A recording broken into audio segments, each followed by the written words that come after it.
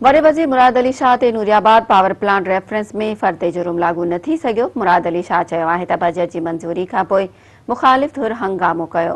मेंबरनि असेंबली इंतिज़ामिया ऐं सिक्योरिटी अमले सां बदतमीज़ी कई। सिंध असेंबली जो तक़दुस पायमाल कयो वियो। मुख़ालिफ़ धुर सां हर वक़्तु ॻाल्हियुनि लाइ तयार आहियूं।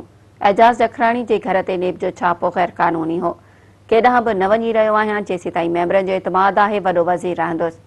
इस्लामाबाद जे एहतसाब अदालत में नूरियाबाद पावर प्लांट रेफरेंस जी ॿुधणी थी, जंहिं दौरान वॾो वज़ीर मुराद अली शाह पेश थियो।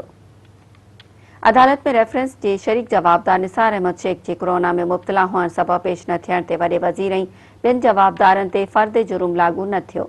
अदालत ईंदड़ ॿुधणी ते समूरनि जवाबदारनि जी हाज़िरी खे यकीनी बणाइण जो हुकुम ॾींदे ॿुधणी 28 जुलाई ते मुलतवी करे छॾी। अदालत ॿाहिरां मीडिया सां ॻाल्हाईंदे वॾे वज़ीर चयो त सिंध असेंबली में 15 जून ते बजट मंज़ूर कई वई। बजट बहस लाइ 6 ॾींहं मुक़रर कया विया हुआ। 3 ॾींहनि ताईं बहितर नमूने बहस थियो।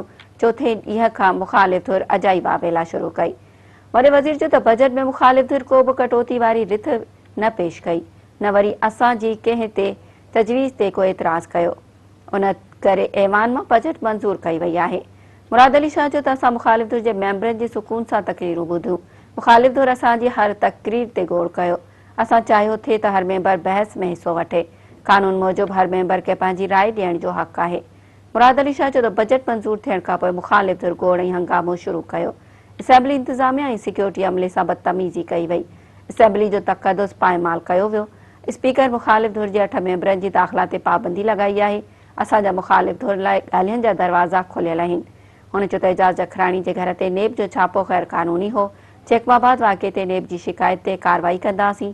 नेब जो कानून सभिनी लाइ बराबरि हुजणु घुरिजे।